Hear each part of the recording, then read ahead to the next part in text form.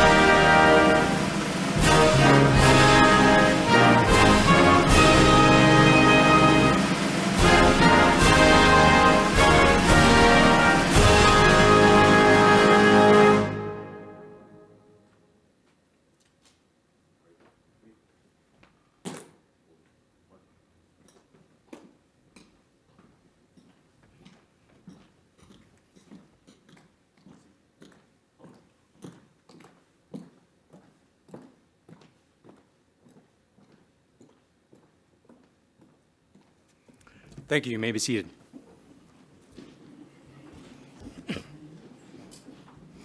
Well, I can't think of a better way to start off our day than that moment of reflection, and also maybe take a moment just to look outside at our beautiful Colorado State University campus, where yesterday I think you were greeted, some of you to Colorado, by seeing all four seasons at the same time. This is kind of a special season across the United States and here in Colorado for agriculture, because we're thinking about how the calendar page is turning just a bit, isn't it? And there's no better week during National Ag Week to celebrate agriculture and to think about what's taking place in the future. And that's what brings us together today, isn't it? Thinking about young and beginning and small farmers, thinking about the future of agriculture and what our role is together, how we can work together in order to be able to make that future sound.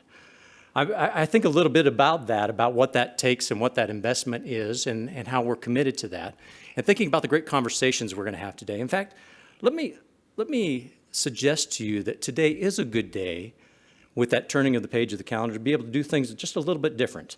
How often do you get the chance to get out of the office or maybe out of the city you're in and actually reflect and think about what we want to be able to do? How often do you get to build relationships with people that you've not met before or people that you haven't, especially in the last few years, been able to connect with? And how often do you get the chance to really think about moments in a day like today that will change your way of thinking?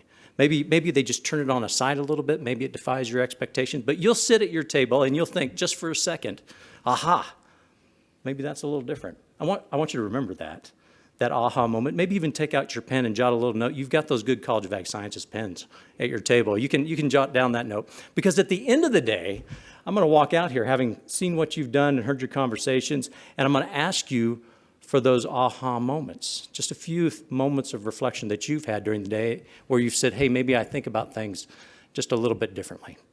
And maybe that comes through observation. You know, I've had aha moments the last few years when we brought in a new president for Colorado State University, President Joyce Mcconnell. And lo and behold, not long after President Mcconnell became president here and began to work here, there was a little thing called a pandemic. Maybe you've heard about it. That really changed our way of thinking. And one of the things that impresses me the most is to be able to observe a leader in action who can take that moment in time and be able to build consensus around it, to make everybody feel secure, and then to lead the way. And that's what we have in our 15th president of Colorado State University, here to provide some welcoming remarks. Please join me in welcoming President Joyce Mcconnell to the stage.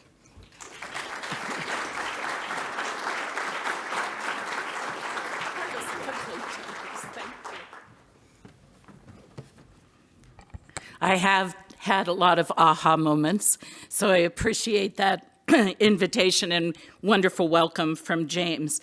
One of my aha moments every time I see our flag and have a moment to reflect is how precious our country is and our freedoms are. And with the war in Ukraine, I think we all feel that even more dramatically, that this is a very, very special country. And so I want to thank CSU, ROTC, Color Guard for giving us this moment to celebrate who we are and how important our country is, not just to us, but to the world. I want to thank you all for being here today.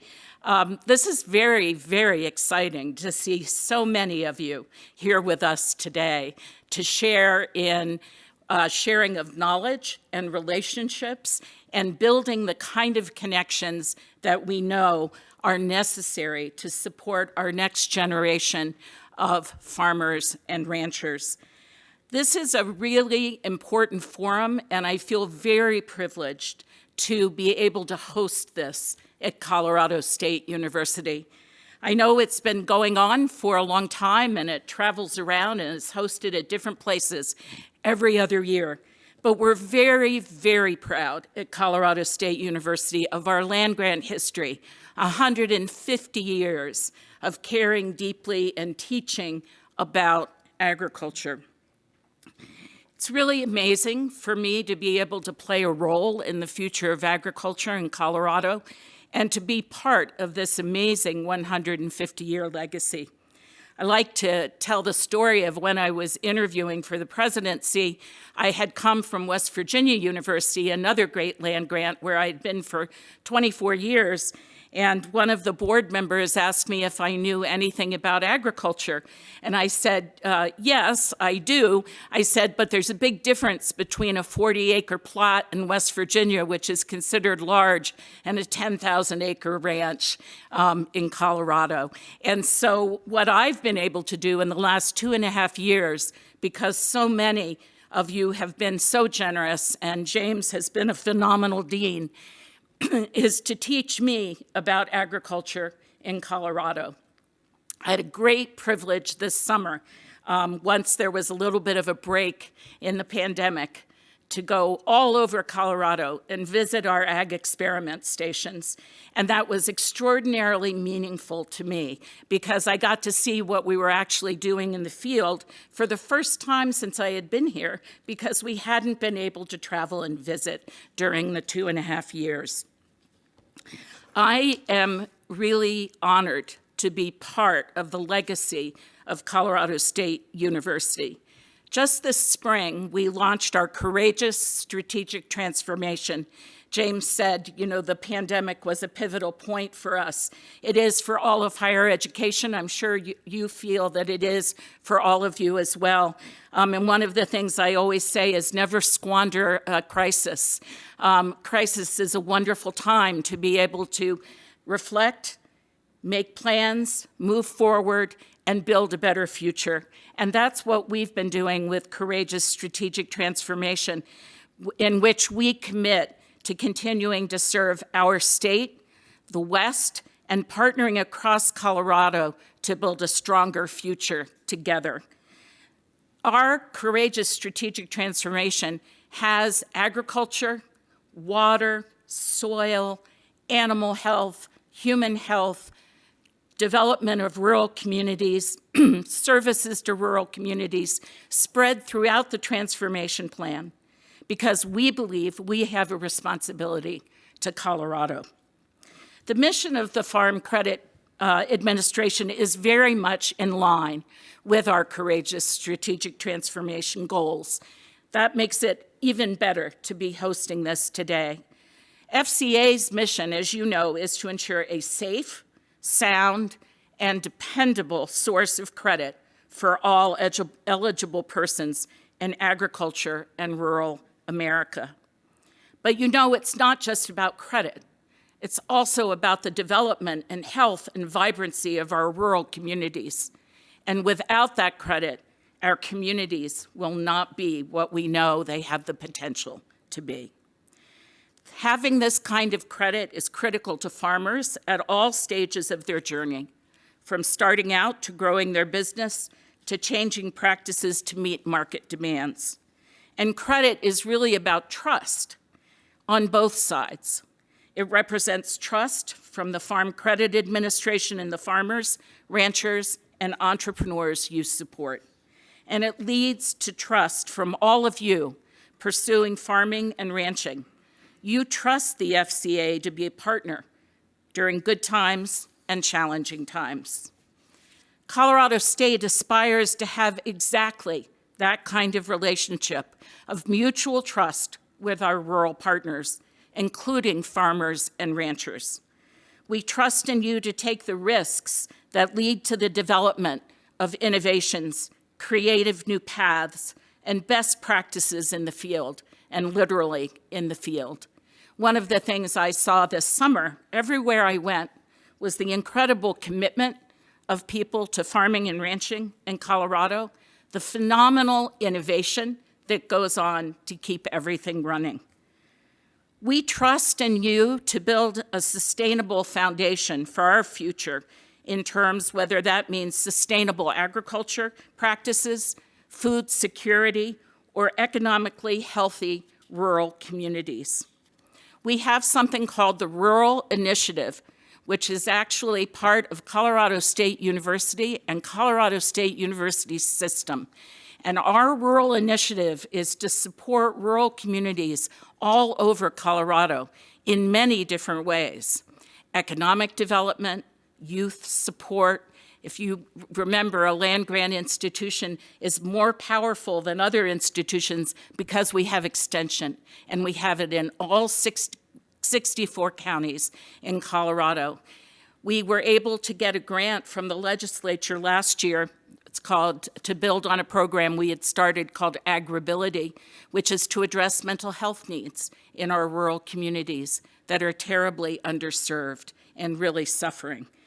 We're really proud of this rural initiative, declaring that it's about supporting farmers and ranchers and youth and the elderly and people generally, but it's also that we understand that we play a role in the development of our amazing rural communities where people want to stay, where they want to invest, and where they want to raise families. And we want to be part of that future. Our researchers, as you know, are really phenomenal. We have agricultural economists, food scientists, experts in water resource management, and we are working with all of our researchers and extension and the ag experiment stations to do everything we can to support agriculture, ranching in Colorado. We're also educating students who are the future, and many of you sitting here may actually be alumni of Colorado State University. We're really proud of the remarkable people who come to college here, who get to work with a phenomenal dean like Dean Pritchett, phenomenal faculty, build their relationships with other students, and then continue the great legacy of agriculture, whether it's here or throughout the country or even internationally. We challenge our students to think creatively, outside of the box and out in the field, and to see themselves as global citizens and stewards of our shared future. This summer, we had a program where we had 60 students doing research on particular problems throughout Colorado. I wish you could have been there to see their presentations. It was phenomenal. The work they were doing really made a difference to individuals and to communities.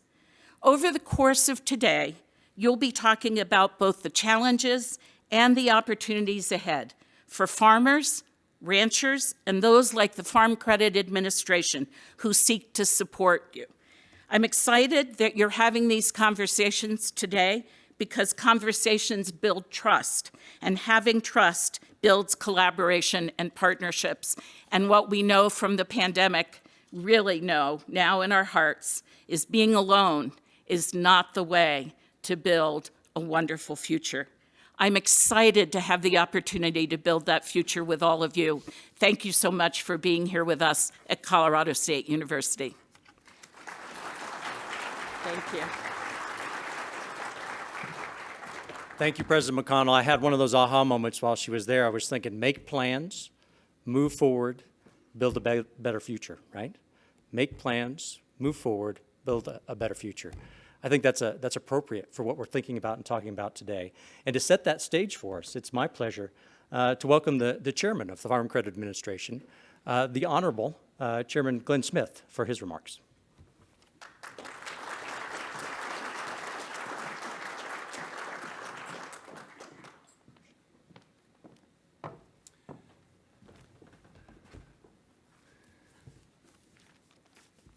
Good morning. Welcome all. What a view, huh? Our staff commented that we don't have a view like that in Washington, D.C. So this is great. I already considered this event to be a smashing success with a good get acquainted session last night. And our participation numbers greatly exceeded our expectations, by the way. We're going to be privileged to have the State of Colorado's Commissioner of Agriculture, Karen Greenberg, is going to be joining us here about lunchtime. I'm sure she had a big day yesterday with the National Ag Day, and we're thrilled to have her with us. President McConnell, Dean Pritchett, thank you very much. You make wonderful, wonderful hosts, and thank you so much for having us here on your beautiful campus. I know it takes a team effort. I know Barbara worked with a number of people on your team to host such an event, coordination of talented people. Hesitate to name them individually because it's quite a list, but could we have the CSU people, the staff that helped with this event, please stand? Don't be bashful. Thank you.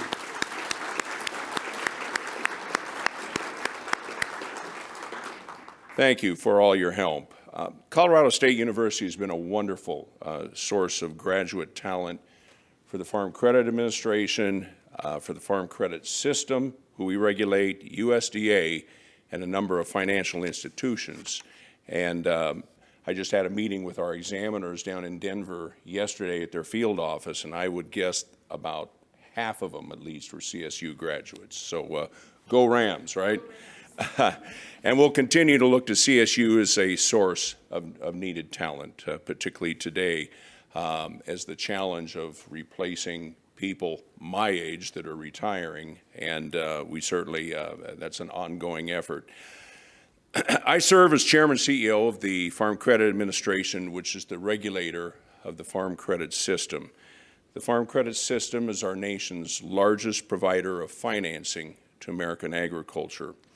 Together with Farmer Mac, which we also regulate, it totals almost $400 billion in lending and closing in on almost $500 billion in assets. Those numbers were, I'm sure, well beyond the imagination of Congress when they created the Farm Credit System in 1916. And that's what my agency, the Farm Credit Administration, answers to Congress to ensure the safety and soundness of the system, as well as setting policy that we believe is beneficial to American agriculture. I won't kid you, that's quite a responsibility, and a responsibility that my fellow board member Jeff Hall and I take very seriously. And by the way, Jeff sends his regards. He's holding up the ship there on the East Coast. Jeff and I think very much alike, and I think that's probably as a result of that we've gotten a lot done in the agency in the last several years, despite the challenges of COVID. Jeff and I believe that promoting lending to YBS farmers and ranchers is good policy, and we've been undertaking steps to encourage that growth, including this conference. A year ago last fall, the system was a key participant in a large virtual symposium hosted by USDA. The intent was to increase collaboration between the local FSA loan officers and conventional lenders in the guaranteed loan arena. It's been our observation, I've traveled extensively, probably well over 25, 30 states in the several years I've been with FCA. There's a very high correlation of successful YBS programs to a high degree of cooperation with FSA, particularly in the guaranteed program. More on this we'll expect from FSA later on today and tomorrow. FCA also co-sponsored a similar event to this, actually the first event in the University of Nebraska in Lincoln last November, at the invitation of a U.S. congressman. We expect more conferences like that to follow, and I can tell you, as I visit with congressmen on the Hill, occasionally I have hearings in front of House subcommittees. There's nothing that brings a smile to the face of congressmen more than to talk about the efforts that the system is doing and what FCA is doing to encourage programs for YBS. Transcends aisles, transcends politics. If I want to get a safe harbor, as I'm sitting there on the microphone in a hearing, right, which isn't a real comfortable spot to be in, by the way, I mention and talk about our YBS programs in the system. I'm happy to say, and I started looking this soon after I came to FCA 4.5 years ago, the first thing we needed to do was to modernize the numbers, to come up with some more accurate numbers. So we had a good baseline. We created an Office of Data Analytics to work in conjunction with our FCA examiners and the system institutions to hopefully streamline that and to get more accuracy, because how do you judge progress unless you have an accurate baseline? And I'm very happy and proud to say that after 2 years of modernizing the collection of data, at a board meeting last summer, we had a report that showed a dramatic increase in all three categories: small, beginning, and young. So it's pretty exciting stuff for those of us aboard and the staff that's worked hard to advance that. But numbers and dollars aren't the only consideration. Gina, I think you pointed that out to me here yesterday, and Gina heads up a very vibrant YBS program. It's not the only consideration. We believe that robust YBS programs offer opportunities for growth in historically underserved groups. Gary Madsen, over here on this table, a good example of that was your excellent results in outreach to your veterans groups. Those are the type of best practices that we want to replicate throughout the country. Last week, FCA met with the board of the Native American Agricultural Fund. And it was such a good meeting, we invited them to come here. And somebody's waving to me at the back of the room. Is that you, Tony? Welcome, welcome. I was going to hold my remarks off until you got here, but I'm going to tell you, we're glad to have you. That's CEO Tony Stanger McLaughlin with that group. And Tony, it's my understanding that your group will be meeting very soon with the Farm Credit Institution to discuss forming a financial entity that will leverage your assets to best serve your constituents. Wish you the best of success on that. Now, that's the type of best practice that not only do we wish them the best of success in this instance, but it can be replicated and modeled throughout the country. And that's the type of lending activity that FCA very strongly supports. On my plane trip over from D.C. earlier this week, I picked up a little short book at the airport. It's a self-help book by John C. Maxwell, one of the leadership experts, entitled How Successful People Think. I decided here years ago I love to read, but I needed to work up here a little bit besides just recreation, right? And this was a neat little read. If you happen to see it, the airport is only 120 pages, so I finished it on the plane ride over. But the book's chapters focused on different types of thinking: big picture thinking, focused thinking, creative, shared thinking. But the one chapter that really hit home for me for this conference was a chapter entitled Possibility Thinking. I think that's what we're doing here today and tomorrow, creating possibilities for potentially thousands and thousands of young agriculturalists. Igniting interest, nurturing hope, and providing the tools for the next generation of farmers and ranchers. That's what we want to accomplish through YBS. And now it is my distinct pleasure to introduce our next speaker, the Honorable Zach Ducheneau. Now, when I was home for Christmas back in Iowa, I picked up my favorite magazine publication, Top Producer.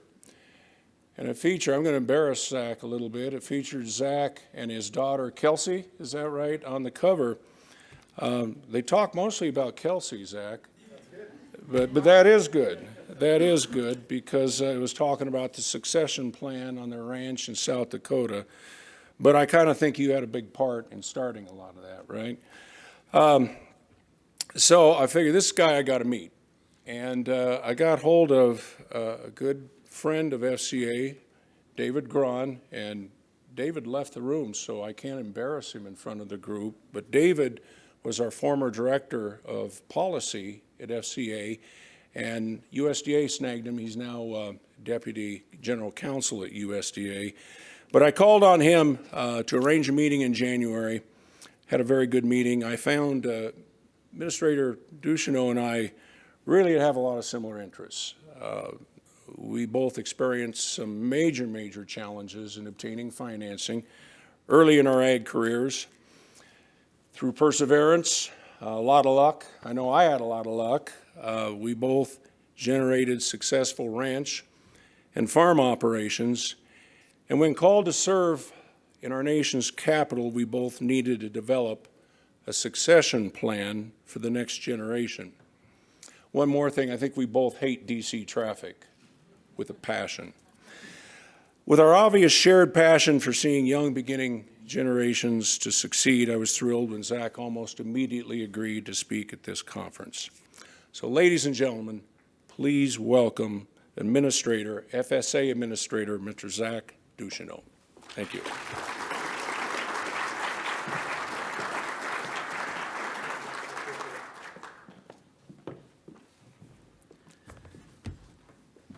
Good morning. It's tough when someone introduces you so well. Sets the stage, sets the bar high. It's an honor to be here. I'm sure all of you are wondering how a ranch kid that went to Swiftbird Day School back in the 80s during the farm financial crisis came to be your FSA administrator. So what I'd like to do is take a little time so you can get to know me, so you can understand the philosophy that's behind the vision that I have for ag finance all across the country, not just in FSA Direct and guaranteed lending, but also for our finance partners out there in the philanthropic industry and elsewhere. As he mentioned, I'm the third generation on our place, probably the 1500th generation to do agriculture in that territory. My ancestors have been here stewarding buffalo, cultivating crops since well before the Bering Straits were ever a thing and the Bering Strait theory. So I'm really proud of both sides of my heritage. My grandpa was one of the first civil servants in our lineage. He served on our tribal council in the 1930s during the formative years when this nation was still wrestling with whether or not it wanted to have Indian people around or not.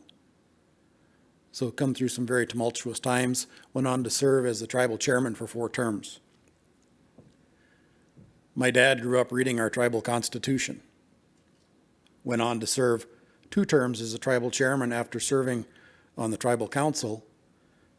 He ran for tribal chairman a little bit out of spite because they redistricted him out of his seat. So he said, well, I'll show them. He went on to run the tribal council very well. Did so in the midst of the farm financial crisis.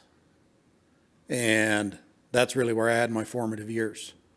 So I'll tell you a little bit of how that came to be. But before I get too far into my comments, I want to make sure that I thank our team, because any success that I'm able to be part of in the next period of time that I get to be your administrator is going to be because of the team that's around me. And we've got Bill Cobb here and Sarah Campbell, both integral parts of all of the work that the FSA does at the headquarters office. And he mentioned Mr. Grahn, one of the smartest guys I've ever met in my life. So my honor to lead this team came about December of 2020, just before the pandemic. And we had just had our annual conference at the Intertribal Ag Council. No, this was during pandemic, so it would have been later than that. Yeah, December 2020. I'm reflecting on this, doing some of the reflection that the president and the dean encouraged us to do. And an email comes across my screen. And someone has notified us that you might be interested in a role with the Biden-Harris team. And I had my dream job. I was the executive director of the Intertribal Agriculture Council. In the last 10 years, I've been able to put my feet on over 250 Indian reservations and help producers access USDA programs and services doing that. So I wasn't looking for work, and I didn't submit a resume. But when I got that email, I thought, well, you've been going around the country shooting your mouth off about what the USDA should be doing for the last 15 years professionally. Maybe you should put up or shut up. And I decided in that moment of reflection, I'm not going to shut up. So I sent a letter in and a resume, such as it is. And in that letter, I expressed my concern about the state of ag finance in this country. And the fact that we have farmer and rancher stress relief networks as a matter of federal policy, I think is really short-sighted and ignoring the issue. And that if I could be part of a solution that helped eliminate the need for that, sign me up, I would be there inauguration day. If not, here's what the IAC is doing, here's what Akiptan's doing, or CDFI. Let's talk about these solutions.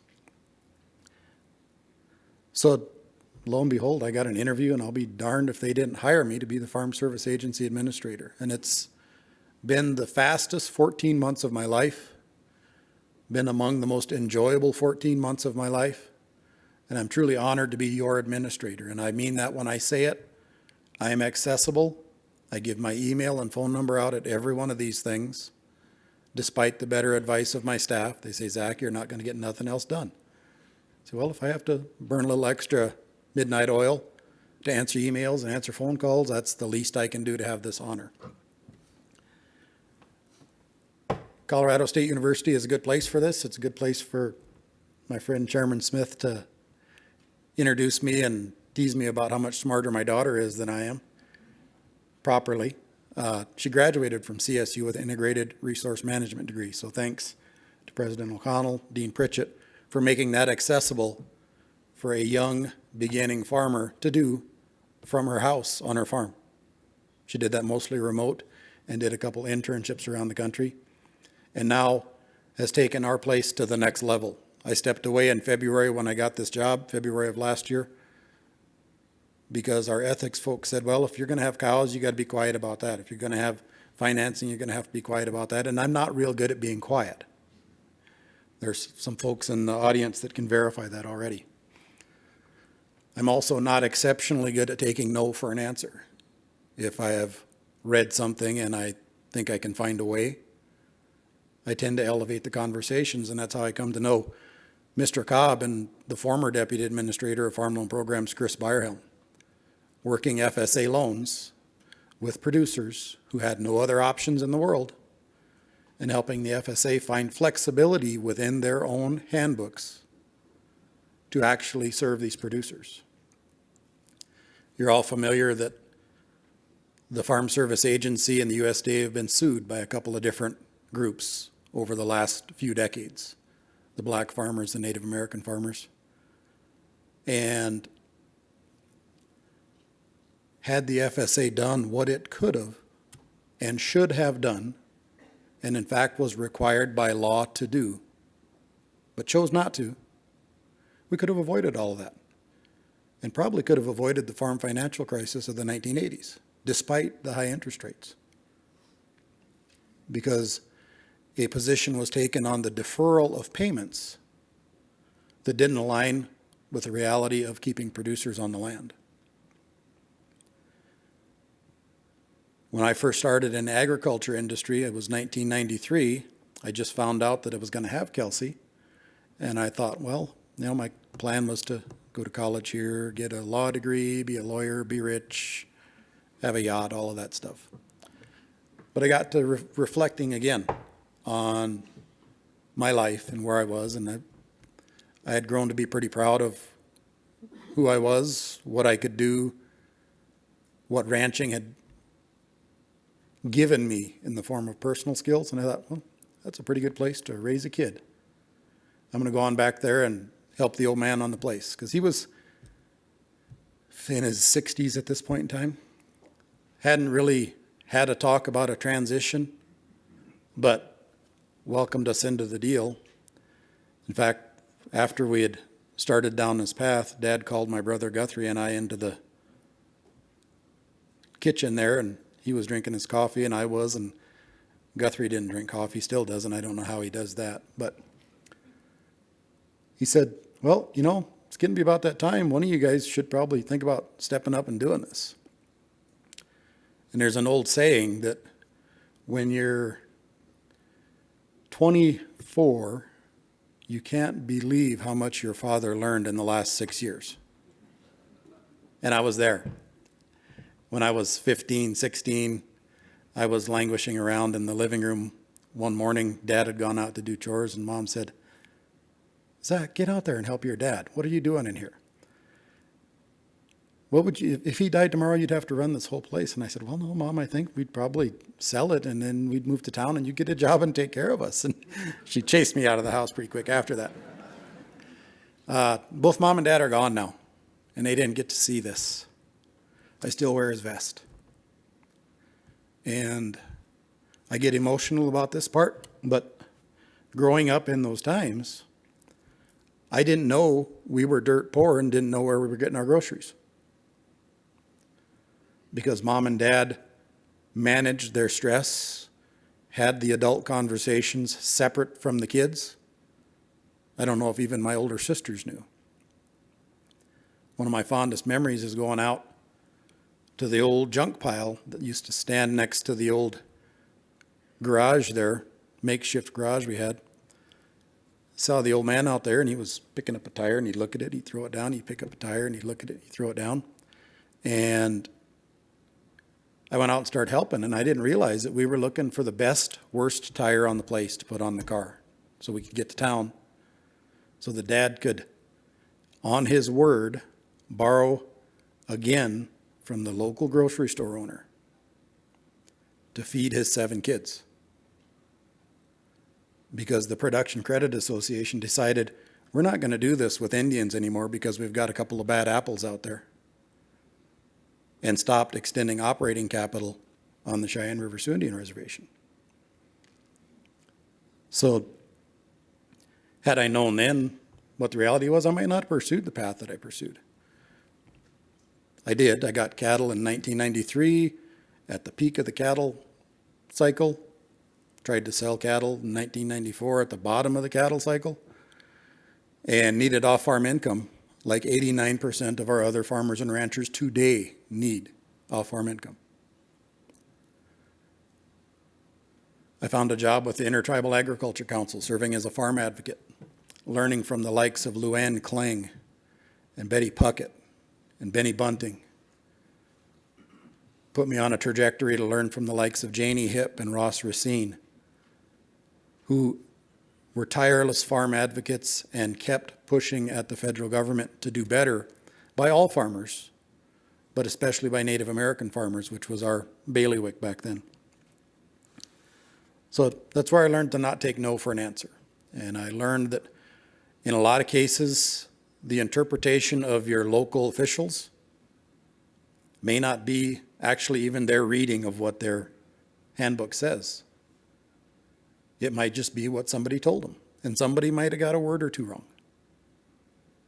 And it's like that kindergarten game of telephone where you whisper in someone's ear, but by the time you get to the other end, it's a totally different message. So they taught us, Luann, the folks at Flag, the folks at Farm Aid, taught us to get into those handbooks, get into those regulations, read that, and make your case and help those producers. Spent countless hours and countless miles on the road at kitchen tables, out on farm sites, talking with farmers, ranchers about their financial realities, empathizing with them, letting them know, I know exactly where you're coming from. Let's see what we can do. Keeping them on the farm. But if you think about that telephone game or telegraph game, whatever it's called, maybe I got that part wrong. Getting a couple words wrong can really change the whole message. And giving emphasis to a couple words can really change an entire outcome. And for the last 3 decades, our work at the Farm Service Agency, Farmers Home Administration and Lending, has emphasized credit elsewhere in 7 USC. I want to change that. And I don't even need to change the statute to change the approach. Because right after that, it says to meet the actual needs of the producer. And we forgot about the actual needs a long time ago. Actual needs are family, community, environment, country. And if we've got our producers on a treadmill where they are only able to devote their weekends and evenings or early mornings to their farming or ranching operation, are we meeting their actual needs? I say no. So my philosophy and my goal while I'm at the Farm Service Agency is going to be to try to bring that to bear. Think about what's the actual needs of that producer. And can we flex our ability to serve enough to meet those actual needs? Or do we need to change the way we're doing things? In a lot of cases, we can find that flexibility. I mentioned my farm advocacy work. I went on to work full-time for the Intertribal Agriculture Council as a technical assistance program director, standing up a network of farm advocates all across the country on the heels of the Keepseagle lawsuit. And the flexibility that the Farm Service Agency has is so great that we were even able to take one of the named plaintiffs through primary loan servicing that would have kept them on the farm had they not even got the debt settlement. Now think about that for a minute. This person, this couple, had been so poorly treated that they were chosen among thousands of others to be the example of poor treatment by the United States Department of Agriculture. But we still could put together a plan under existing regulations to right the ship for them. That's the flexibility that we need to try to exercise at the beginning of these relationships, instead of waiting until things really fall apart. And I see a lot of the folks in this room are doing that now with the young beginning farmers and ranchers. You know, deferrals of the first couple of years' principal payments to help get your feet under you. That's fantastic. I think we should do more of it. I think FSA should find more ways to support your efforts to do that. But we also have to make sure that the FSA is there to provide for the actual needs of our borrowers, not just incentivize credit elsewhere. Because there's going to be other farmers that maybe aren't young in beginning. They might be me, say, in my 30s, without an FSA guaranteed loan and a banker that adopted this flexibility where we could re-amortize our deal, stretch it out further to facilitate that generational transfer. He made it comfortable for my dad to turn the place over to us instead of having to have us fight and claw to try to get financing to do it, and then maybe not being able to, and Dad having to make a choice. But because there was flexibility in our guaranteed loan processes, he was able to do that. And to this day, that's the only banker I've met that volunteered that. And I don't know why. And maybe someone here can enlighten me on that. But so serving as your administrator, I have the good fortune of not only overseeing the loan programs, maybe to a fault, Bill. The way Bill politely poses my approach to this is, well, you know, Zach's got a slightly divergent approach to what we've been doing for the last couple of decades. So I take him aside and I say, Bill, if I'm only doing it slightly, I got to start banging on stuff more because I really want to shift course here and make sure that while I'm here, we don't have to see a farmer or rancher or producer or vegetable grower that's trying go through foreclosure. And we don't necessarily have all of the tools we need for that right now. The increased loan limits helped us out a lot, but there are still some statutory prohibitions on our ability to help when borrowers do take that step out into the world and get an arrangement made with one of you all here through our guaranteed program.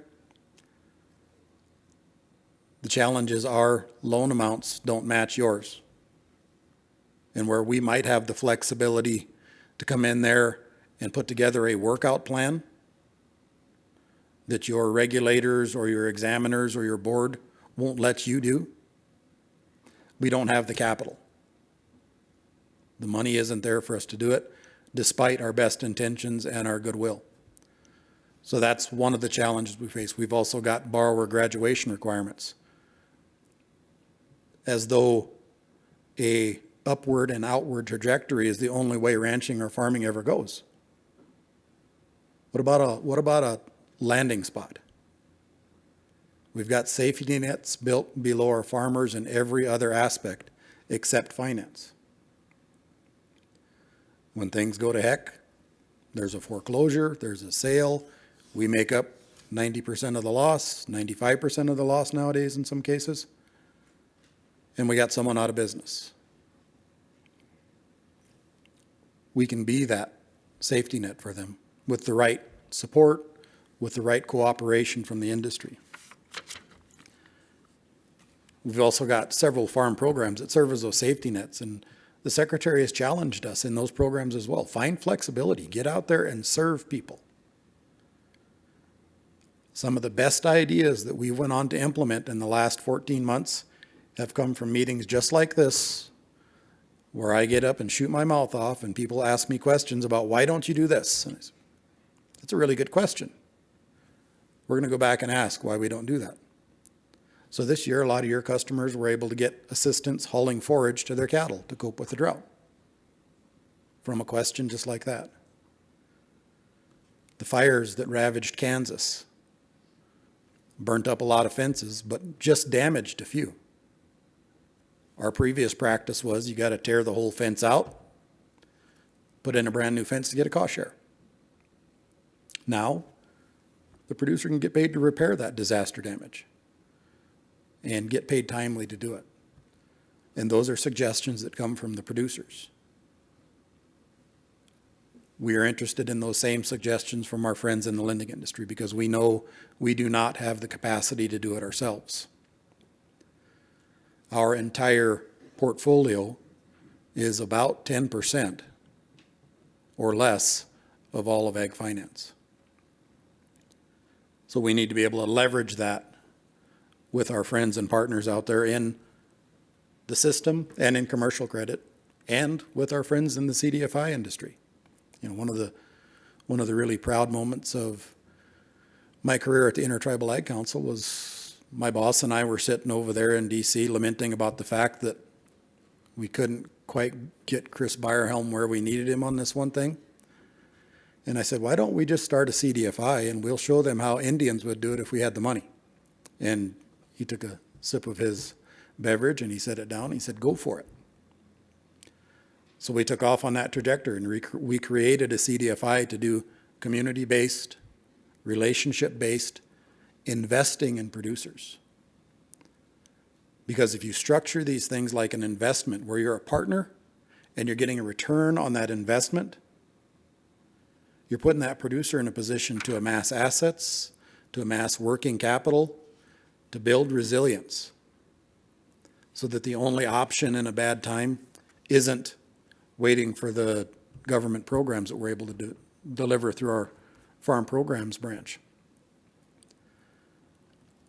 By offering the producers this option, that multi-year deferral, we were able to put together a model where we could generate an internal rate of return of 10%.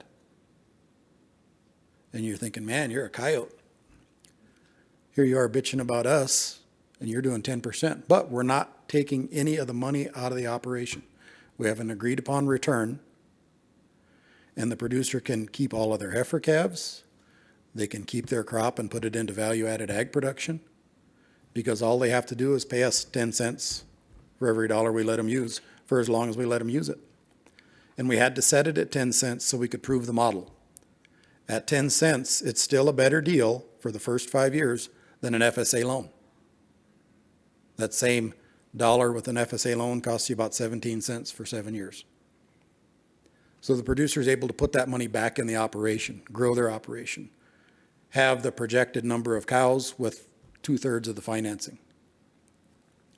But we really had our eyes on philanthropy, because in philanthropy, they're starting to become more aware of agriculture and food systems, starting to talk about regenerative and environmental finance. But farmers and ranchers are relegated over here to the program committee of philanthropies, and you have to apply. I want to shift the paradigm on this, and I want us all to start to think about our farmers and ranchers and our producers as asset managers. When philanthropy talks to an asset manager, the conversation starts with, how much do we have to pay you to get us a return? Farmers and ranchers don't get that opportunity. Maybe they should. So the 10% number that we were used for our internal rate of return is CPI plus 5, so that a philanthropy can make its money to do its work, plus allow us a little bit to grow. The idea was we would eventually have enough money coming in the back door that we could do a leveling of that and bring it down closer to our cost of capital. But at the beginning, a CDFI's cost of capital is 3, 4, 5% if they're lucky. So they have to charge more for that work. And we at the FSA have the good fortune of having taxpayer capital at whatever the 30-year treasury rate is. So it's our duty to get it out the door as close to that as we can while covering our costs. We cover our costs on our real estate portion. The farm ownership loans, both in the direct and guaranteed portfolio, have a negative subsidy rate. That means the taxpayer makes money because we do those programs. Yet, we have limitations on the amount of it we can do. To me, that seems a little bit nonsensical, but my point here is the fact that those have a negative subsidy rate. It isn't because we go around and we foreclose on real estate and then we sell it at a profit. It's because we structure it for 40 years as a norm, and it's comfortable for the producer to pay it back so they can make those payments and do their other things and support their farm credit system debt or their farm or their local commercial debt with a guarantee. And my contention is if we take that same holistic approach to mitigating producers' debt service from production income, we're going to be able to make great strides towards the possibility that the Dean talked about. Because too many of our producers are trapped in this commodity cycle, this extractive commodity cycle, where next year's plan comes after a conversation with one of you all to see how much I can borrow. Instead of saying, well, my steer calves sold really good. I kept all my heifer calves. I want to sell this batch in the spring to get through to the next sale and breed a bunch. That's not the conversation that really happens very often in ag industry, but we need to move towards that. So if we start to look at them as asset managers and make long-term investments, the average age of the farmer or rancher is 57 years old. So I am one of your young, beginning farmers and ranchers. Odds are they've had debt for 57 years. Odds are they've paid 5, 6, 7% on that debt for a large portion of those 40 years since they've been ranching. That's a great opportunity for a long-term investment. If you catch one of these kids that just graduates out of the ag college here and says, hey, let's make a 40-year investment in your business plan and your operation and build flexibility in it. And you know, for that, we're going to need 5% return on our investment. You keep it as long as you want it, because 5% is pretty good for us. So it might be time for the industry, the finance industry, to take a look at how we do agriculture finance and not just expect our producers to do more with less, to take an off-farm job, to find a federal program to support what they're doing. Maybe we can take some of the weight off of these producers and help put them on a firmer financial footing. So that's my vision for what the FSA is going to try to do in the next 3 years. Going to need a lot of help, going to need a lot of good ideas. And you all are the experts in farm and ranch finance. So let's start to put our heads together on how we can get there in partnership. Because we don't want to compete with you, but if I can save a producer at the expense of one of your returns, you bet I'm going to do it. So you're going to have to compete with us too for that producer. And we'll give you the tools to help. We'll guarantee 95% of the debt. Seems like a pretty good place for some symbiosis. We've got a panel of folks that are going to talk to you about their stories that I'd like to invite up now so that they could give a short introduction of themselves. And then we're going to have a moderated session of question and answers for how long, Barb? Okay, we got a lot of time to talk. I'll take questions, they'll take questions, but would you all welcome to the stage Steve from, I got a bio here somewhere. I told him, you're forewarned, this is my first foray into moderation. Steve Cleveland, he's the Senior Vice President of Homestead Bank in Chadron, Nebraska. Steve, come on up. I'll let you do the rest of your introduction. You'll fill in the gaps. And we've got Crystal Kanabi, and she's a producer over there in eastern Kansas. I'm sorry, Nebraska. And we've got Kyle Perry, who's the Vice President of Customer Success at Farm Credit Services. Come on up. We'll grab a chair.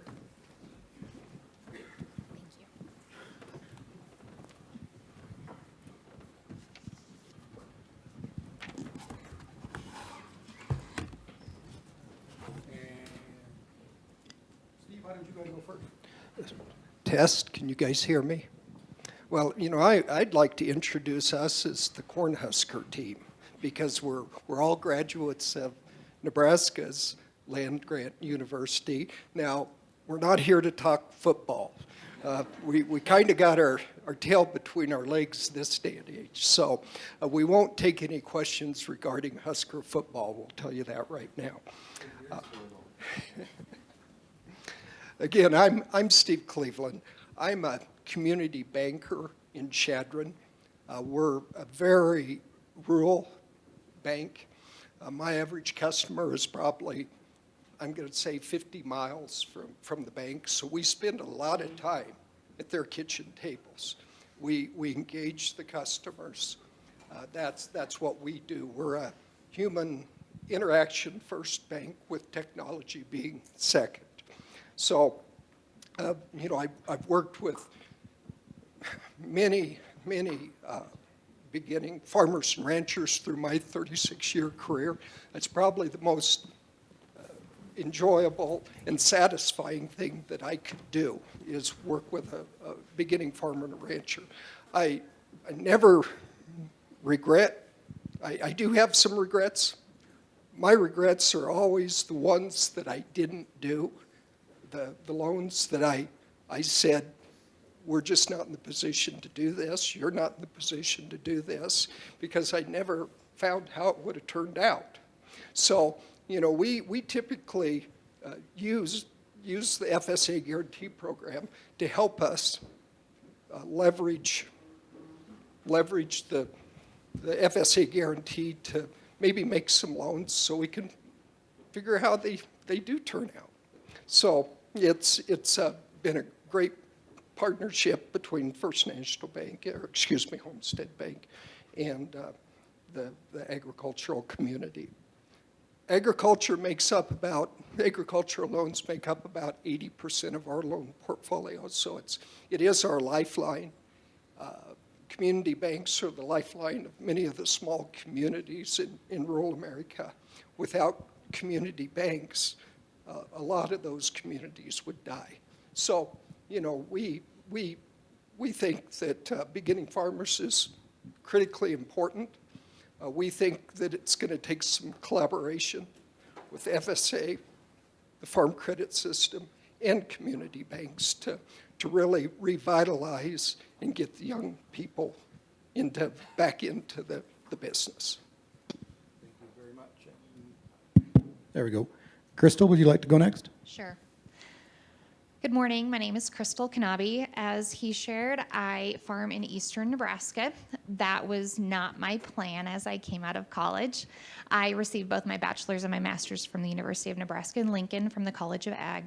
I was a secondary ag ed teacher and FFA advisor, and then I had an opportunity to work with the state level as the state director of ag ed and the state FFA advisor for a few years before stepping away and focusing more on our family operation. Like I shared, I did not plan to come home and farm. I had two brothers that were home farming, and I had the conversation from my father very early on that the farm cannot support everyone, so I was the girl that had to work off the farm. I'm sure we've all heard that a few times. Our situation changed when my father became terminally ill, and we knew that something had to give. My brothers were not interested in the cattle side of the operation. We have both row crop as well as cattle. And that was an opportunity for my husband and I to come home and take over the cattle side and expand that a little bit. My father passed, unfortunately, very soon after we came home, unexpectedly. And within a month after him passing, my brothers both said, we're done. We don't want to farm. And we had an opportunity to buy them out.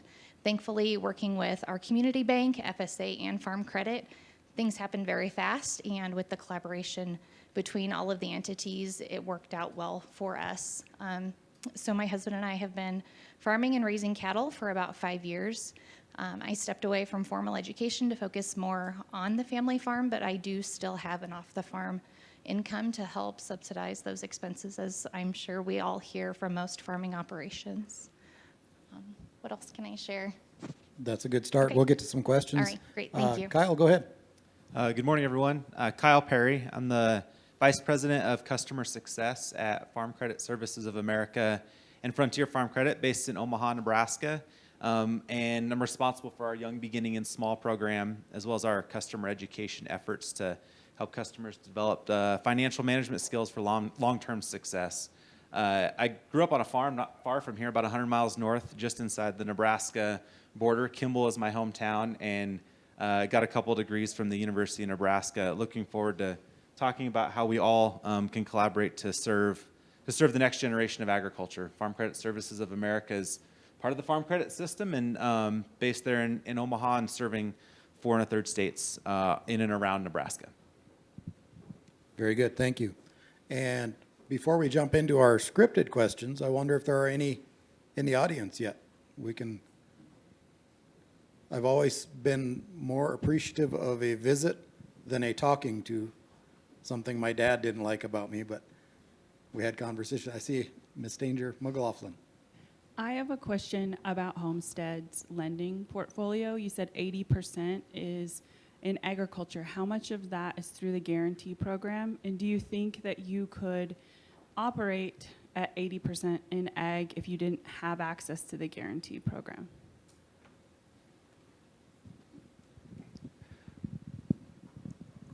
We, at this point, I'm going to say we're about $500 million bank in assets. Our loan portfolio stands at about 300 million, so roughly, I'm at 275, but say 300 million. So 80% of that amount is what, 240 million. So roughly 50%, 60% is ag real estate loans, and then the remainder is production loans. Right now, I don't have the numbers for the guaranteed portfolio, but I think it'll be around 20 to 30 million is where that is. We leverage it whenever we can. Just as an example, yesterday we had a big beginning farmer that made an application to purchase a quarter of land, and I think the purchase price was $240,000. He works for another ranch, a rancher, so he gets to run his cattle at a discount, so he actually has pretty good cash flow. And we were able to make that loan.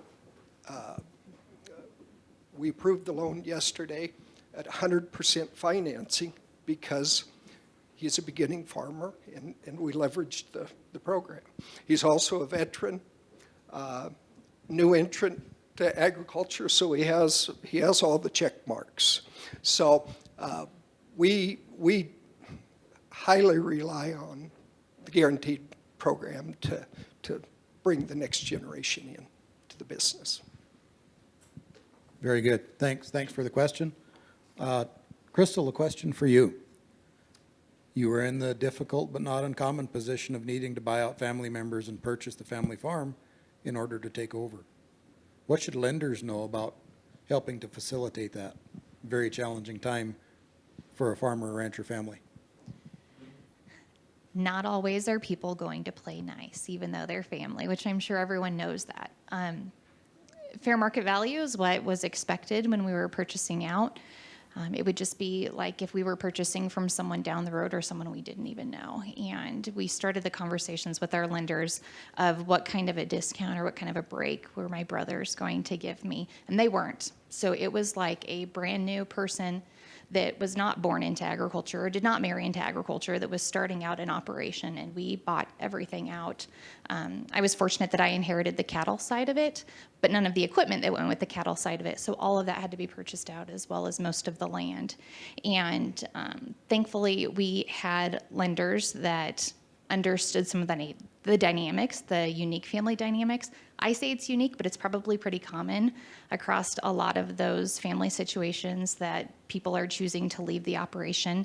And I appreciated that our lenders were very straightforward and talked the business side of it, and emotions stayed out of it, which is exactly what I wanted. I wanted to make sure the numbers worked every which way and that we were going to be able to maintain that operation, knowing the large debt load that we were taking on. I also appreciated that both at that time, there were some land loans that we were able to assume from our local bank, but we had our FSA officer and then our farm credit loan officer both sit down and have a joint conversation of which way should these various pieces go. And they were talking long-term, but not just the initial, this is what needs to happen right now to keep the operation going, but also started talking about what are the long-term goals, what are the growth goals, what do you want to see happen with the operation at that first step. Very good, thank you. And our story is a little different. My dad wanted to just give it all to us, and my mom said, BS, we're getting something for this. But it was a very polite and thoughtful transfer because of all the work that they were able to do. Kyle, you have a lot of experience helping that next generation improve their business acumen. Maybe share with us what types of skills and customer education you found to be the most effective in improving lending outcomes. So I think it's no secret that beginning farmers are generally hungry for insights and information that are going to help them make decisions for long-term success. It's been exciting to be a part of that investment and that effort. Some things that we've kind of learned along the way. First off, beginning farmers are interested in information that's going to help them solve problems today. They're less interested in figuring out how to calculate a current ratio because it meets a credit standard. probably more interested in understanding how additional debt is going to impact their ability to pay their bills in the near term. It's also got to be focused on information that's real. So we have a number of financial workshops primarily focused on cash flows and balance sheets and understanding your financial skills. And we use a case study scenario in small groups where customers look at actual case studies that are based on actual farms and ranches in their area, and then they make decisions in a hypothetical scenario. And I vividly remember one in Lincoln, Nebraska that was right before COVID that dad and son were sitting across the table, had a lively conversation about whether or not to build the machine shed that was in the hypothetical scenario because they were actually going through that in their operation.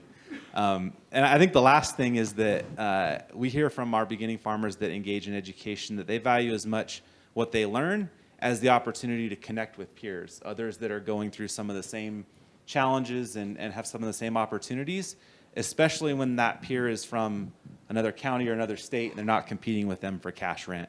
Because they can share ideas and information openly and build relationships to share information and help each other solve problems. Very good. Thank you. Any questions out there in the crowd?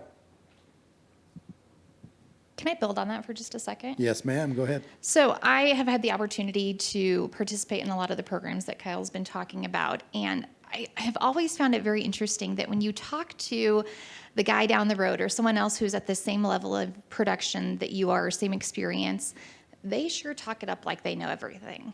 And when you have those open conversations, when you're at those networking opportunities, I took for granted the degrees that I got in agriculture coming into it and how much there are a lot of people that are at the same level as me that don't know about the business side of it.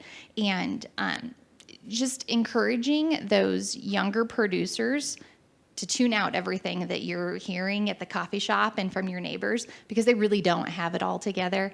And those are the conversations that I have to have with my husband a lot because he's the one that's out there talking, you know, when they're waiting in line at the elevator. But just equipping those young producers with those tools early on so that they're more confident in those business decisions and then they're not being swayed. We all know locally, you're going to hear that everybody knows everything like I just said, but helping those producers along the way, I think those educational opportunities are super important. Very good. Thank you. And Steve, one of the innovative steps that you've decided to take is to capture technology to embrace that next generation. Would you like to share a little bit about your story with the Ag Credit Easy Loan Application Project and how you think that's going to make a difference? This says I only have 31 minutes, okay? So I'll give you, Give us the flyover, please. Okay. We're very fortunate to have Zach as our administrator. He is boots on the ground, and actually he's wearing his boots today. I'm what you would call a bootstrapper. About 4 years ago, I came up with this idea, and that was to develop an digital lending application. You have to remember that I'm not highly technical, but I can see some applications in some of the other industries that I thought maybe we could pull in together and maybe get this kicked off. So as I said, we spend a lot of our time at the kitchen table, but it seems like we're spending that time with our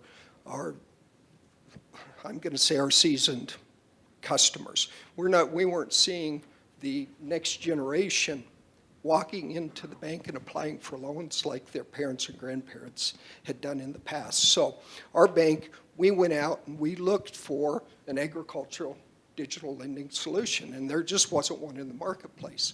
So we started, I put together a team, aside from the bank, unaffiliated with the bank. It's a next generation problem, so I started with millennials. I asked millennials to join the team. I also learned early on that this is a problem that can't be solved in Boston.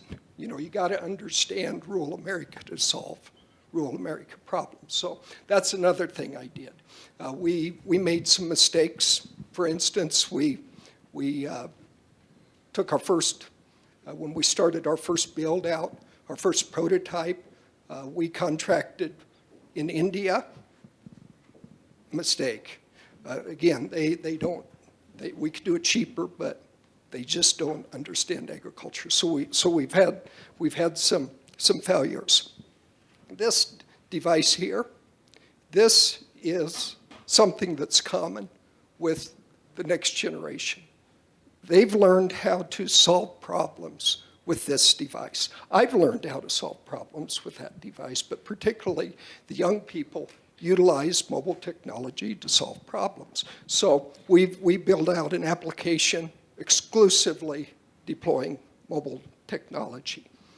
So let's see, I have made a few notes. It's been quite a journey. It's been something like this. Here's where we start. Here's where we want to finish. And it's been pretty much like this. And that was just yesterday. So every day is a journey when you're innovating. That's what we've learned. We applied for USDA NIFA SBIR, which stands for Small Business Innovation Research Grant. We were refused in our first application in 2019, but we were accepted as a Phase 1 awardee in 2020. At that point, we hired a software engineer and we started the build-out. Phase 1 proposals, there's only a 15% approval rate. So we passed that, which really was our first proof of concept. By convincing the USDA to approve the Phase 1. So then we researched it, we built an MVP, we applied for a Phase 2. The award rate for a Phase 2 is 40%. So you take the 15 and the 40, you're only going to have a 6% chance to actually be awarded a Phase 2 grant. We were awarded a grant, and our project, Phase 2 project, started in September of 21. So it's coming along very, very well. How it works is a user can open an account within 2 minutes, and they can apply for a loan within 10 minutes. What does a beginning farmer want to do? Well, they want to raise food or fiber. What do they need? Well, they're probably going to need credit. So our questions are basically based on raising food and fiber, and then we have developed a scorecard and have calibrated that scorecard based upon a prototype, an MVP, targeted audience with, I'm going to say, total revenues of less than $350,000, maybe some off-farm support in there. What are some of the other prototypes? Hold on. You have 25 minutes left to get through that. Okay. 3 to 10 years of experience. And finally, loans of less than $250,000. So, I could usually just spit those out like this, but that's normally not with an audience of 100 people. So it's been a great journey. USDA and community banks have been great partners to help us with our project. Very good. Thank you. So the next question is an open forum question. I'll start with the panel, and then anybody out there that's got an idea can weigh in. What recommendations, Kyle, would you have or improvements could be made to make it easier to work with the Farm Service Agency? I'm taking notes. Got it. And I know we talked a little bit about this at the table this morning. It's as much about what I think FSA can do as what we all can do in collaboration to focus on ultimately the customer experience. Beginning farmers are short on time. They expect quick turnarounds. They expect to be kept in the loop. Crystal was talking about how when you started, your FSA officer and your lending officer at Farm Credit sat down together with you on a Zoom call, and we know that that's not always the case. And so as I talk with our lending officers across the 4 1/3 states that we serve, resoundingly, they said it kind of goes to some basics of pick up the phone and have a phone conversation or be willing to spend time in person together. We all know what it's like to get into an email hamster wheel. So just engaging one-on-one to focus on ultimately helping the customer know where they're headed, understand their goals and objectives long-term, and then try and move as quickly as we possibly can.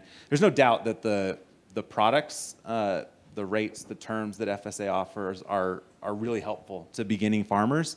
I'd be remiss if I didn't mention that sometimes the speed to closing doesn't always meet expectations. So I think just the collaboration, keeping beginning producers in the loop and communication is really what's helpful. And we've found that sometimes that varies from office to office, and it goes back to that strong collaborative relationship and getting to know the folks that are working together to serve beginning farmers. You bet, and we agree, 37 days isn't fast enough for a decision in that regard. And we've had the Young and Beginning Farmers Coalition harping on us for years about why can't we do pre-approval like a person can with a house mortgage? Well, it's a function of resources for us. We've got a limited amount of money. When we do a pre-approval, that creates an obligation that might, while that person is shopping around, cause us to not be able to fund a right there tomorrow opportunity. So it's something that we continue to explore. We're trying to find ways to get there. Crystal, you have a unique perspective on this because you've worked with FSA and other commercial lenders, maybe even some of the folks in the room. What can we all do together to make it easier to work with us? So I appreciate everything that our FSA office does, and they're very transparent with us on the timeline or how backlogged they are on paperwork and when they'll be able to get to a loan application. But the reality in agriculture, and I know I'm preaching to the choir with this, is that things move fast, and the time that it takes to have an application approved at the FSA office, that piece of land or even that piece of equipment could be gone, and no dealer or no seller of a piece of land is going to hold on to that pending maybe you're going to get the approval with the FSA office. So for a young producer, that takes us out of a lot of opportunities either to improve our operation or to expand our operation. I'm not sure if this is within what should be happening, but we've had some great conversations in our operation with FSA and Farm Credit that our FSA office says, yep, this is going to be an approved application. We are pretty darn confident, and unfortunately the funds won't be available for 60, 90 days. However, Farm Credit says, okay, then we can help you out in some certain situations. And just that partnership to make sure that I've appreciated they're jointly doing what's best for young producers and helping them be able to continue to meet their goals and to grow, or even just in our current times of high inputs, being able to adjust quickly for where we are and what we need for available funds to operate. It's been really refreshing as a young producer.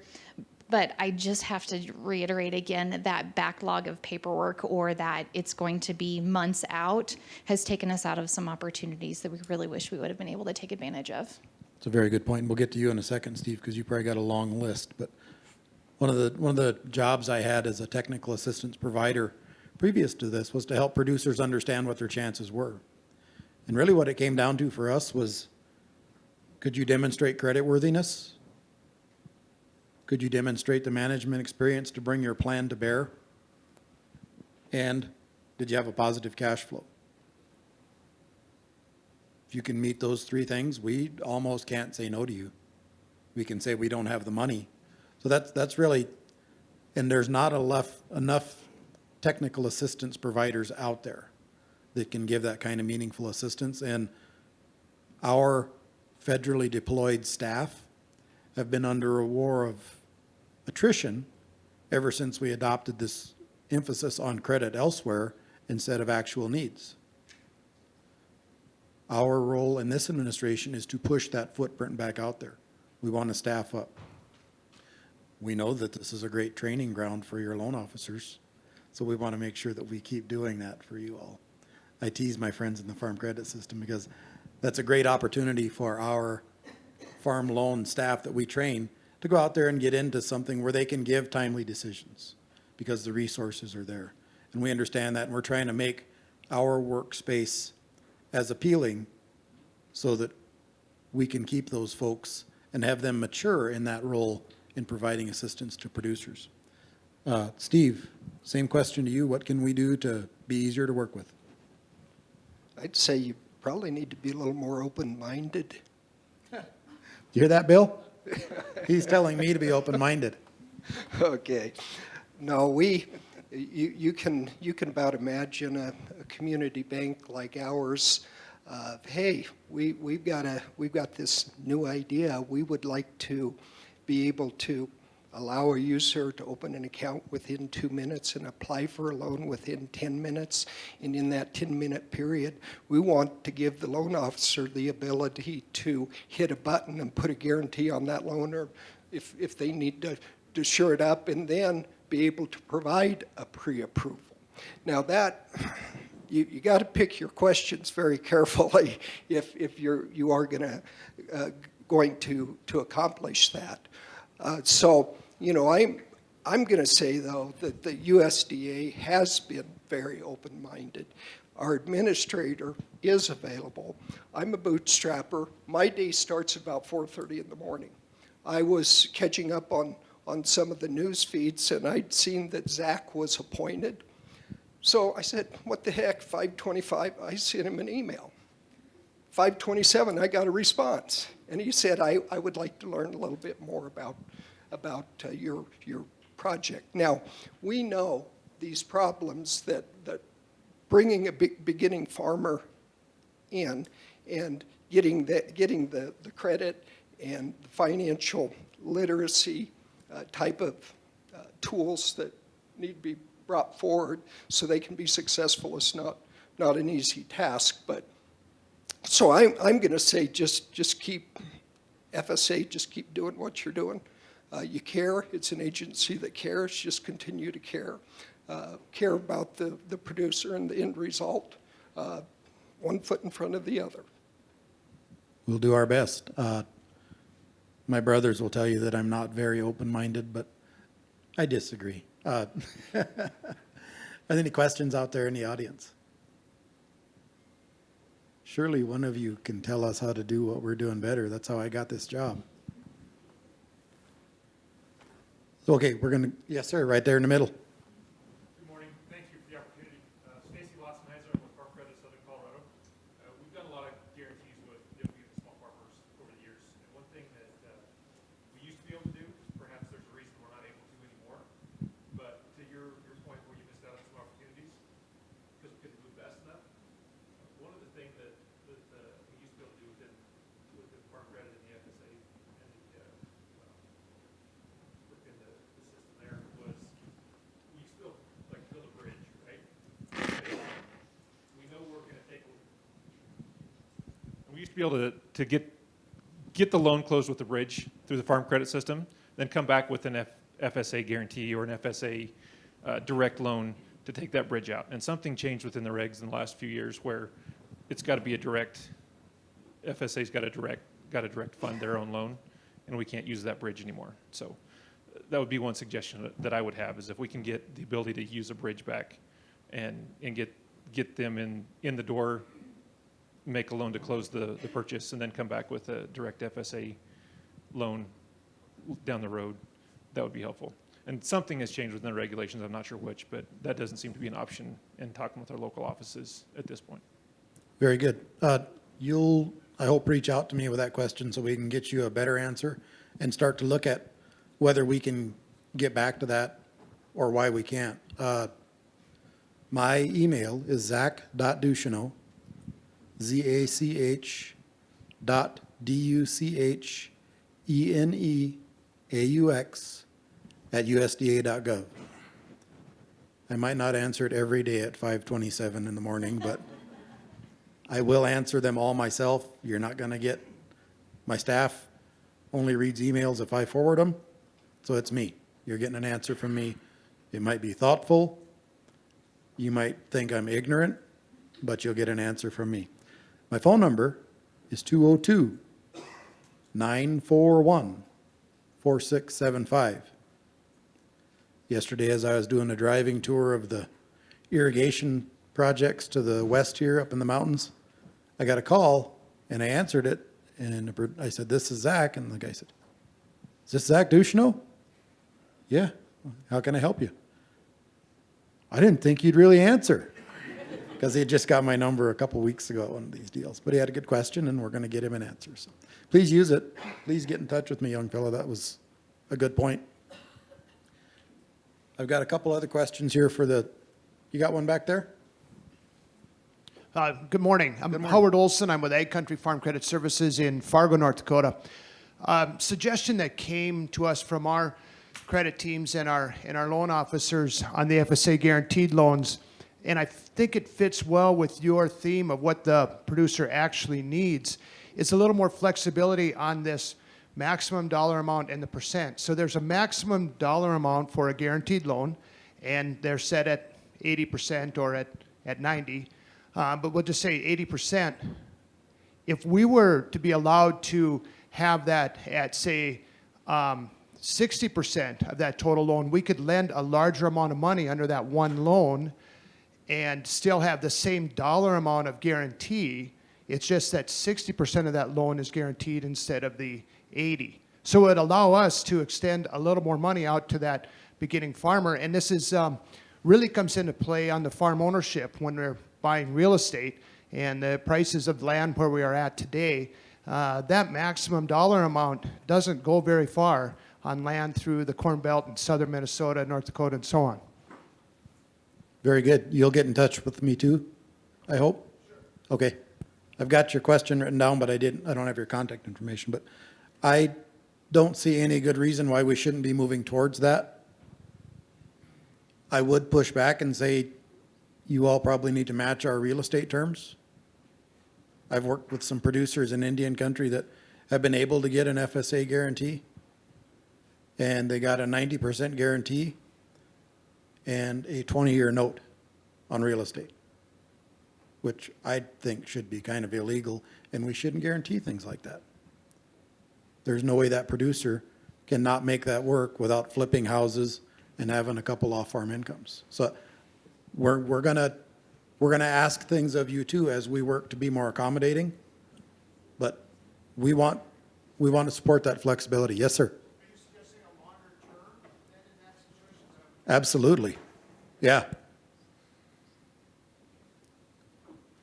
I'm really a big fan of our 40-year term because it helps you spread that out and it lets you weather some of the uncertainties that you may experience on your own. All right, I've got another question here, and this one will be for Crystal. Nope, it's Kyle, I'm sorry. So some of the lenders in your region have been extremely effective working with the FSA and partnering at the local level to educate BFRs. So this is more about the education role. Tell us more about that, and how do you see, does FSA have a role in that? Like I've already kind of mentioned, the relationships with local FSA offices are really important. We have a number of customers a significant number that take advantage of the 540, 550 and the 50/50 programs to purchase real estate. And the collaboration, spending time with a customer, talking through their goals and their plans, and as much as possible making sure when the customer is providing financial information that they're doing it once in a way that serves both the needs of FSA and the private lender. And then when possible, education requirements that may be tied to an FSA loan, that qualification, their involvement in farm credit education or university or ongoing education qualifies to check the box so that they meet that need or that requirement within the FSA lending. And I'll repeat it one more time. It's the one-to-one communication, understanding what that producer's goals are, and then helping design a credit package is going to help them get there most effectively. Very good. Any questions out there in the crowd? So I'll tell a little story. When I got started, it wasn't just cruise on in there with the support of my dad and get a loan. I went to 6 different banks. Not one of them said, hey, try this guarantee deal. They just turned me down. So I went back and we had another visit with the old man, and he had some friends that worked at the Bureau of Indian Affairs, and that's an entity that helps with some economic development in Indian country. And they had a program back then that was an actual equity grant. So I went and applied for that, got a 25% equity grant and a $100,000 business plan, and then I only got turned down by 4 banks before a bank finally went along with me. But I was bringing $25,000 cash to the table and was still turned down. So again, in that instance, it would have been better if they would have been a little less timely with their decision, because I'd have bought cattle when they were low, maybe never needed a job, and then you wouldn't have had to suffer through all this. But we are where we are. That technical assistance that I didn't have has been a critical part of everything that I've worked on since then. And we have the means to engage with cooperators to get out there and fund the technical assistance to help our staff get more decisionable applications in the door. We're willing to do that. We're willing to consider those opportunities. I think in the CFAP program last year, we rolled out about $3 to $5 million in cooperative agreements for producer-based organizations, community-based organizations, nonprofits all across the country to help us solicit and get those actionable applications. There's nothing stopping us from doing that in the finance industry as well. So if you got a solution, if you've got an idea about how we can better facilitate this conversation, let us know, because if we can help producers, we're going to try to find a way to do it. Any other questions?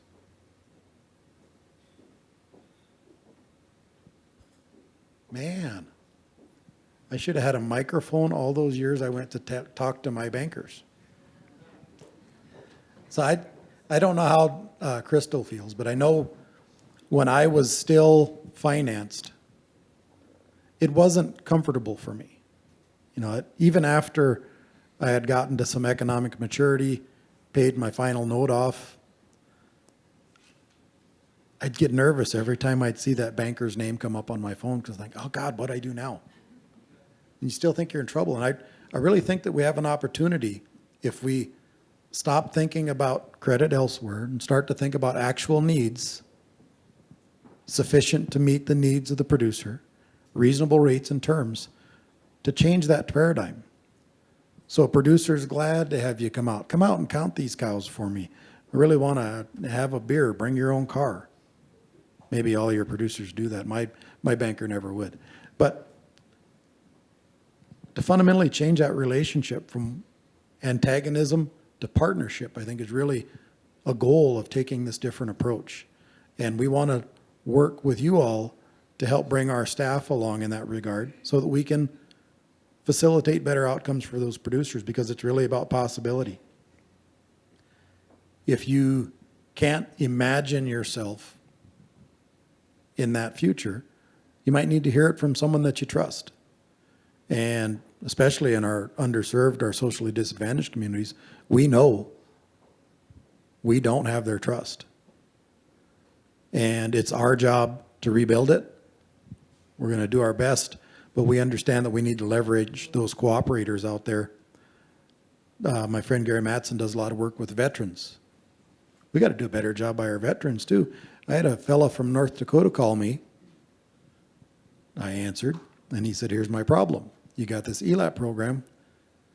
Veterans get a preferred payment rate. I'm a Vietnam veteran, and they told me I don't. Well, that doesn't make any sense at all. So we're going to try to fix that. But simple things like that matter to that producer, he's going to remember that, and he's going to go tell somebody, hey, this FSA might not be as bad as people say. So our job is to really sell this program not only to you all, our guarantee program, but also to our producers out there, because we need to be able to provide that financial safety net for producers through financial services, through price support, through disaster payments, through conservation efforts, so that we can help enlist them in the goals of the administration to mitigate climate change, to develop more and better markets so Crystal can have a ready place to do some direct-to-consumer beef. The more we economically empower our producers, the better our rural communities are going to do. And until we focus our efforts on that together, we're not going to get there. And we're going to continue to see encroachment like we are here. I had a chance to tour with our SED the other day, and we drove by a good-looking chunk of farm ground there that was all turned over. My daughter would be a little bit appalled at that because she's really a soil health guru. But I said, for sale sign. He said, yeah, that's the chunk that just went for $120,000 an acre. So it's done with agriculture. There's never going to be a crop grown there again. There's going to be some lawns. We're going to use a lot of water to do that. But that's what our producers are up against. And he told me the story of a fellow whose son, this fellow had set the table for his son to come back after college and take over the farm, but the kid saw the writing on the wall. He knew there was no way he was going to be able to compete with that and raise a family there. So he's relegated himself to an off-farm existence now because of that circumstance. So we've got to provide the tools to producers to take advantage of that opportunity to be ahead of that $120,000 per acre development and get it in their hands, starting with our young and beginning producers. Got a question right here in the front. Yeah, we've had some inconsistencies with environmental studies and different things relating to environmental within the FSA offices. So there's quite an inconsistency amongst the state. So I guess with ESG looming, how is FSA going to approach this to have some consistency in the environmental that doesn't impact the young farmers? We had one, for example, he wanted to buy 50 head of cows. They wanted a CAFO study done on wherever he was going to put those cows. We talked to him and they said, oh yeah, that's going a little beyond where it was supposed to be. And so we got it done, but that's on the mind of the staff members. And I think with ESG looming, FSA is going to have to take a strong stance to help the producer. Yeah, we need to talk because that 50 cows is ludicrous. I'll step back from that for a minute.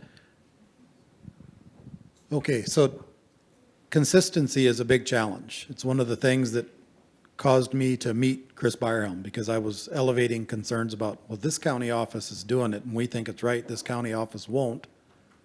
Help us at least be consistently inconsistent in the reading of the regulation. And Chris was as good as his word. He said, give us a call, have that producer reapply, we'll make this right. I think we all together have a role to play in elevating the climate consciousness that exists in our producers. And the fact that we've got 3.4 million producers out there that are all climate warriors, if we can just unleash their innovation and get it focused back on their operation instead of driving the bus and being the janitor for the school system here. You're spending 40 hours a week away from your place. It's a lot more challenging to take up an intensive grazing system with those 50 cows. So we've got to advocate for what producers really need to enlist in that. And then we'll work at the agency and the department level to talk with our friends at the EPA about categorical exclusions for these conservation-based activities. We shouldn't need to have an environmental assessment on a rotational grazing system. It should be well understood by now. I'm sure this college has generated reams of science about it. We're enhancing the environment, not degrading it. And before David gets out of the room, if you think that we're wrong, appeal. You've got appeal rights and everything. If you think we're wrong, appeal, because oftentimes we don't get it all the way right. And we want to know because that's how we make our record, and that's what we use to change policy. I want to make sure David heard me say that to people because he's my lawyer. But, you know, that it's important that you don't take no for an answer. If you think you're right, even if you think the policy's wrong and we're implementing it right, make a record. Make your voice known. Get a hold of your congressional delegation and say, Zach is screwing this up. And they'll call us and we'll help explain what we can and can't do. I don't know about you all, but I have sure enjoyed this conversation. I hope the panel has, I'd give you each a chance for some closing comments if you want. Steve, you want to go first? Sure. I'm at 0.00 though. Well, we're in Gary's time, so I think we're all right. You know, I mentioned technology. The technology is the first piece. It's still about human interaction. We think we have the technology piece figured out, but we need to integrate a network of lender advisors, because agriculture still, we raise food and fiber, but it is a people business. So all of you lenders out there, you're very, very important to the future of this country. Just hang in there. Try to help the beginning farmers. Do whatever you can to get them in business. Thank you very much. Crystal? I just want to say thank you to everyone in this room. And as a producer, we know that you have our best interest at the forefront when you're making decisions every day. And it is not always easy to be in your seat either. And we recognize that. And thank you for that time. I just also want to emphasize, please put as much focus as you can on education of our young beginning and small producers and help them have the tools necessary to grow and graduate out of that program and be a producer long term. Thank you. Last but not least. It's an exciting time to be in agriculture, and it's not getting any easier to be a beginning farmer. So it's really easy to get excited about supporting the next generation. So it's a great conference, a great opportunity to talk about those ways that we can support the next generation.